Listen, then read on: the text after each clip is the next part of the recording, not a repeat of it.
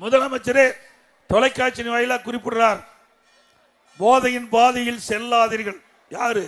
நாட்டினுடைய முதலமைச்சர் சொல்றாரு. எப்ப நாங்களாம் சொல்லிட்டு இருக்கும்போது கேட்டிருந்தா அந்த பிரச்சனையும் வந்திருக்காது. இல்ல, நீங்க தொலைக்காட்சியில் பேச வேண்டிய அவசியமே இல்லை. பிரதான எதிர்கட்சி மக்களுடைய பிரச்சனையை தான் நாங்கள் வெளிப்படுத்துறோம்.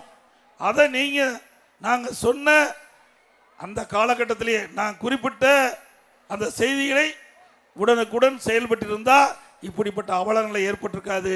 ஆனா அப்பொழுதெல்லாம் வேண்டுமென்றே திட்டமிட்டு எதிர்கட்சிகள் குற்றம் சாட்டுவதாக சொல்லி அதை அப்படியே நிராகரிச்சுட்டாங்க. இன்னைக்கு நிலைமை என்ன? முதலமைச்சரை தொலைக்காட்சியில் வெளிப்படுத்துறார், போதையின் பாதையில் இளைஞர்கள் செல்லாதீர்கள். எல்லாம் முடிஞ்சு போச்சு.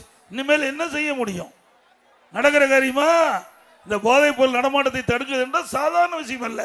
இன்னைக்கு புறையோடி போய்விட்டது. எங்கே பார்த்தாலும் போதைப் பொருள் நடமாட்டம் அதிகரித்து விட்டது. போதைப் பொருள் பல வடிவத்தில் வருது. அதையெல்லாம் கட்டுப்படுத்துவது என்று சொன்னால் சிறந்த நிர்வாக தலைமைக்கு அரசாங்கம் வேண்டும். அந்த அரசாங்கம் அதிமுக ஆட்சிக்கு வந்தால் தான் கொடுக்க முடியும்.